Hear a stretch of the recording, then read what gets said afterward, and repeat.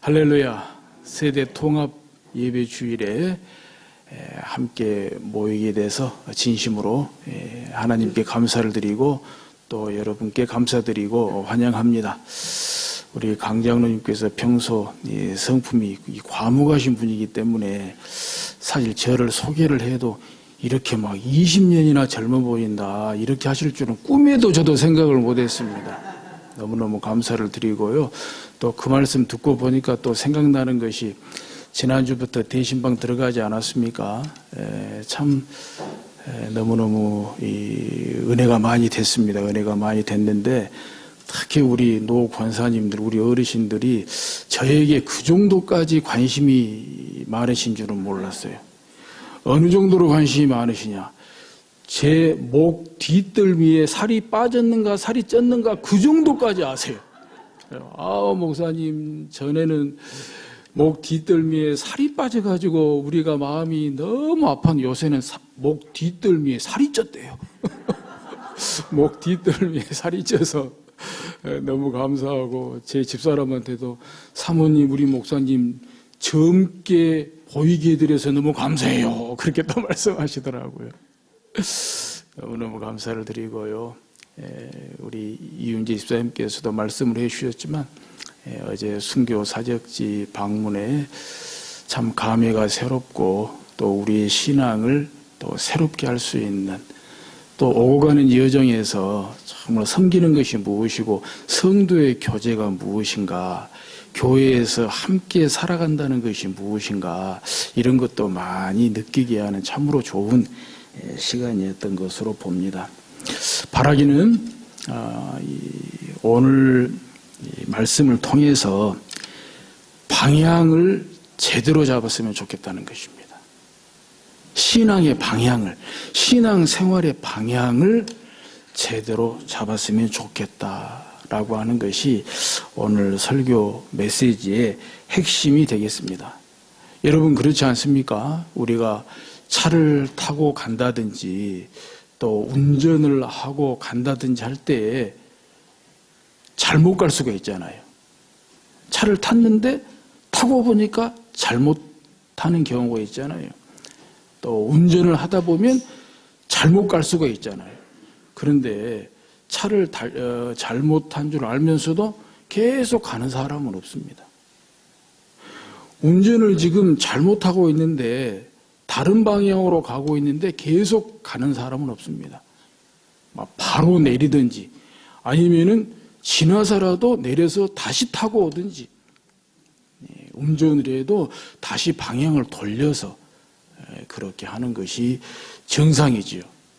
마찬가지로 신앙도 신앙생활도 방향이 잘못됐다고 판단될 때는 틀어야 되는 것입니다. 방향을 틀어서 올바른 방향으로 가야 되는 것이지요. 오늘 본문에 보면 세베대의 아들 야고보와 요한이 예수님께 간청을 하고 있습니다.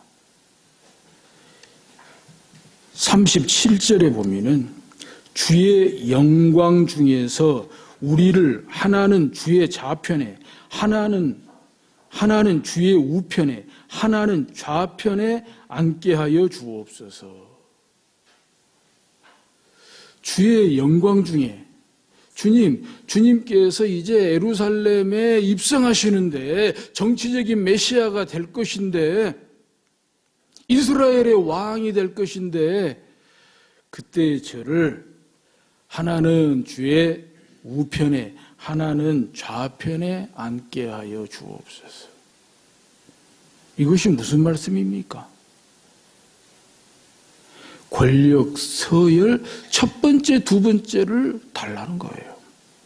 권력, 서열짜리 첫 번째, 두 번째를 달라는 거예요. 이 말을 듣고 있던 다른 제자들이 41절에 보면은 화를 냈다고 그랬어요. 화를 냈다고. 사실 야고보와 요한은 예수님과 인맥으로 따지면 이종사촌간이거든요. 그러니까 아마도 이런 인맥까지 내세워서 지금 자리다툼하면서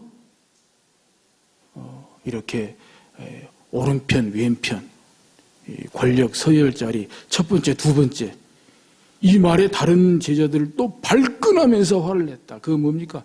다른 제자들도 지금 그 생각하고 있다는 거예요. 똑같은 생각을 하고 있어요. 도끼인 개끼이지요. 그런데 지금 다른 때도 아니고 지금 이 상황에서 이런 말을 하고 있을 때냐 이거지요.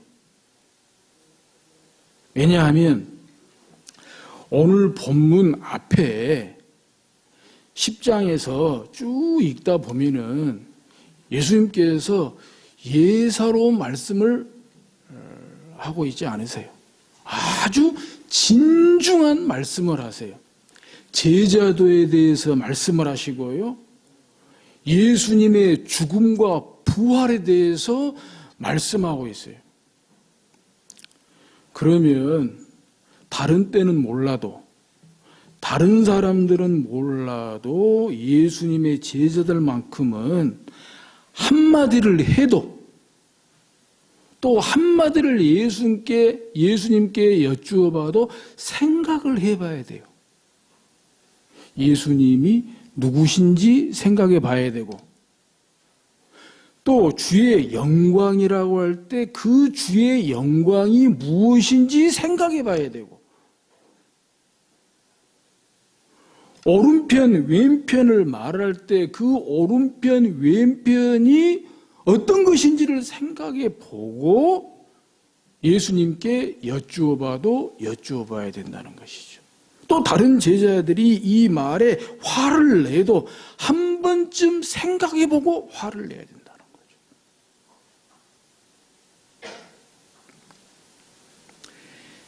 야고보와 요한 또 다른 제자들 예수님께서 입성하시기 직전인데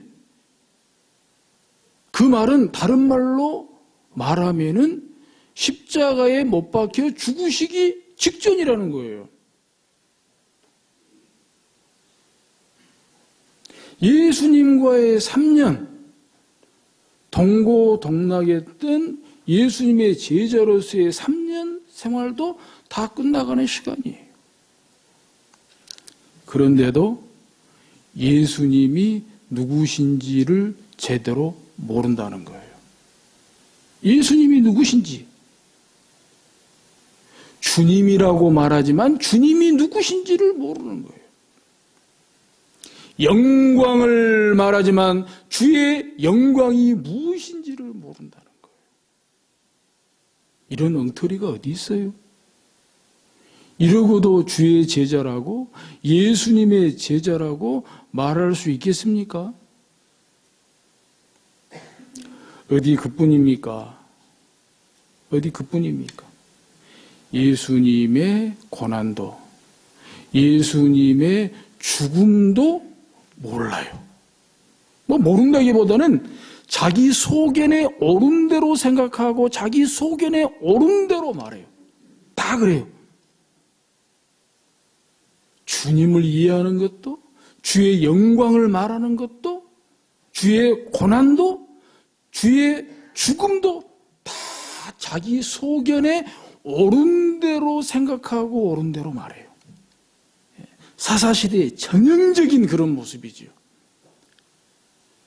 간절히 바라옵기는 제발 우리 가운데는 사사시대의 전형적인 모습이 없었으면 좋겠어요. 자기 소견에 옳은 대로 생각하고 옳은 대로 말하는 그게 아니잖아요. 하나님의 말씀대로 하나님의 뜻대로 그래서 순종하고 헌신하고 열정을 불태우는 그런 것이 되어야 되지 않겠습니까?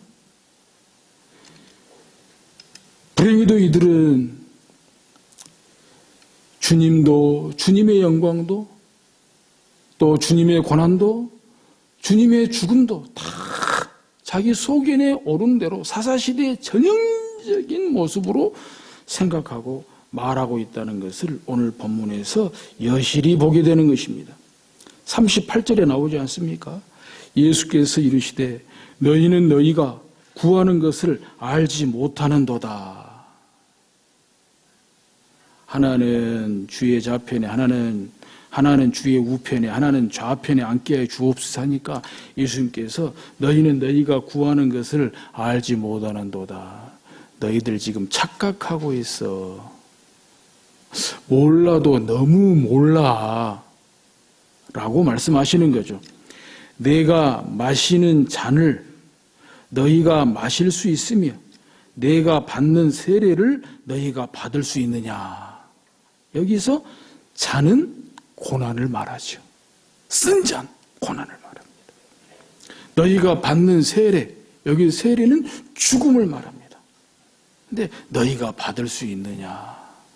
너희들 착각하고 있는데, 너무 모르고 있는데, 그럼에도 불구하고 39절에 보면 그들이 말하되 할 수 있나이다.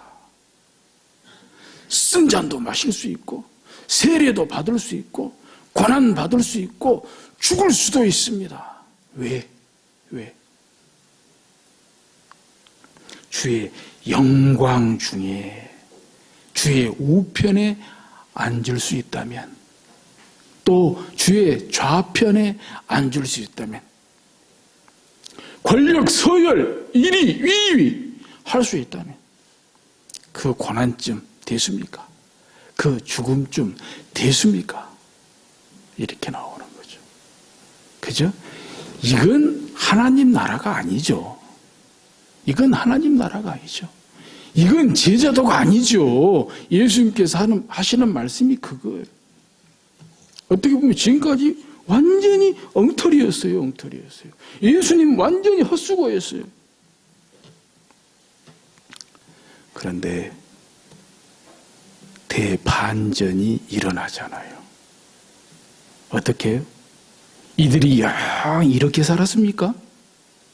권력이나 탐하다가, 서열이나 탐하다가, 자리나 탐하다가 그렇게 살다가 끝났습니까? 아니지 않습니까? 오늘 본문에 그렇게 말했던 야고보, 요한, 야고보 뒤에 어떻게 살다가 생을 마감했습니까? 사도행전 12장에 나오지요. 헤롯이 교회를 핍박할 때 사도 중에서는 첫 번째 순교자가 됐어요. 사도 중에서 첫 번째 순교자가 됐어요. 또 요한은 어떻게 생을 마감했습니까? 우리 너무너무 잘 알죠. 사도 요한. 신약 성경으로 말하면 요한복음, 요한 1서, 요한 2서, 요한 3서, 요한 계시록의 기록자. 사도 중에 맨 마지막까지 살아서 예수님의 육신의 어머니 마리아, 예수님께서 부탁하신 대로 복양하고 마지막까지 교회를 지키고, 그리고 요한복음, 요한 1서, 2서, 3서, 요한 계시록까지 기록하게 된, 그리고 마지막에 순교로서 생을 마감한 사도가 되었다라고 하는 사실입니다. 방향 제대로 틀었지요?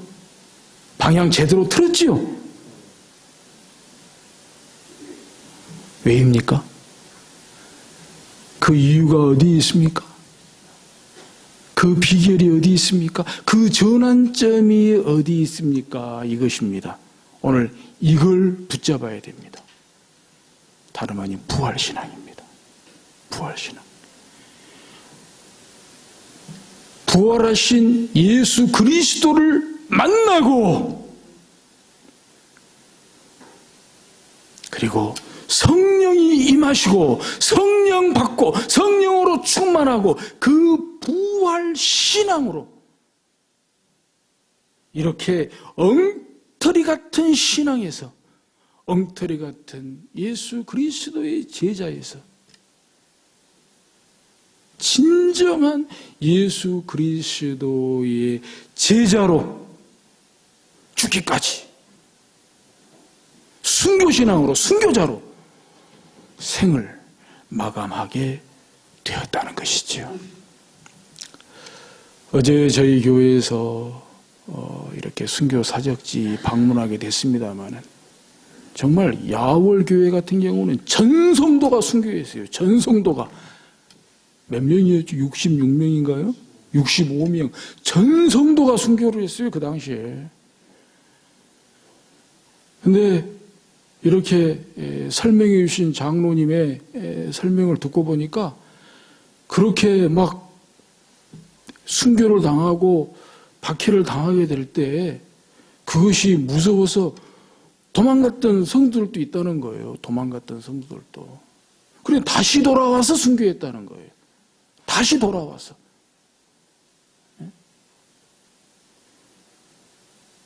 이대로 죽어서 천국 가면 주 앞에서 무슨 낯으로 설 것이냐.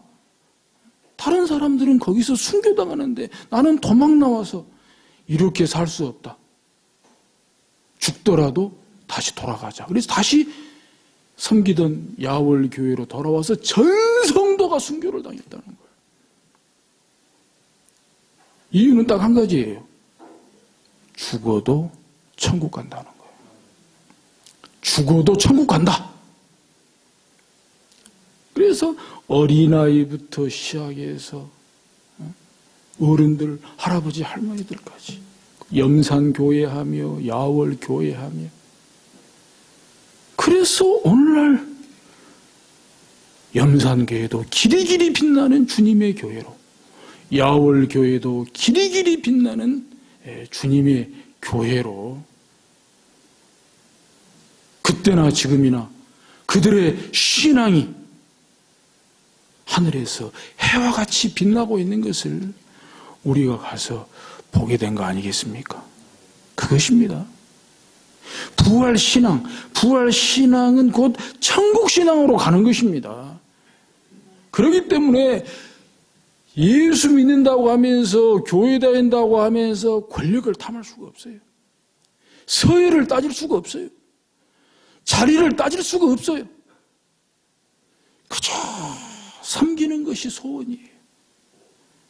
굳이 첫 번째가 된다면 섬기는 종으로, 굳이 자리를 따진다면 섬기는 자리로 오른편, 왼편을 따진다는 것이죠. 오늘 본문에서 예수님은 그것을 도전하고 있는 것입니다. 그래, 오른편, 왼편 좋아. 그거 나도 좋아.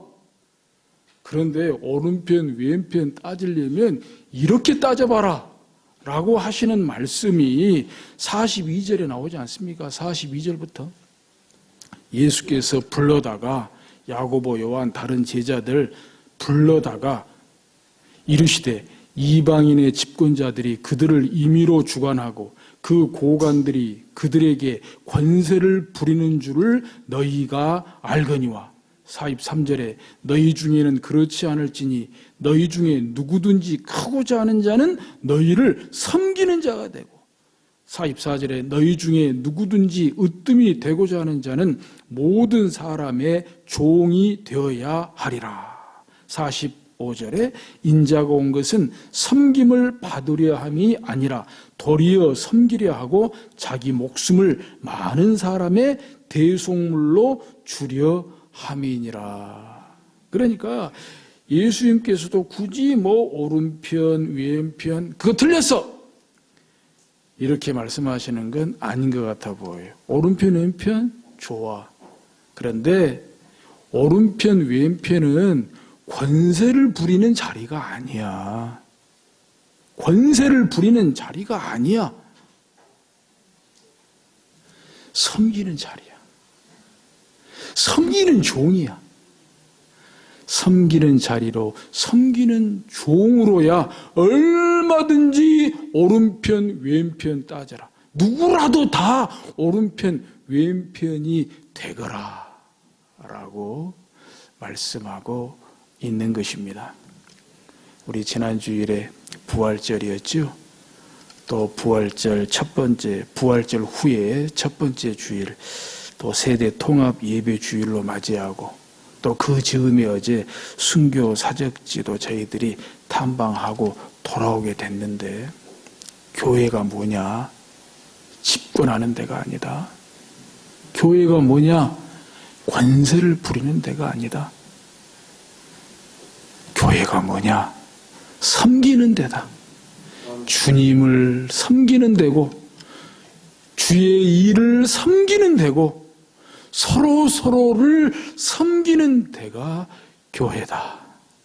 거기에 신앙 연륜 따지지 말 것이며, 직분 따지지 말 것이며, 서로 앞다투어 빛도 없이 이름도 없이 그렇게 섬겨서 오른편에 앉고 왼편에 앉아라.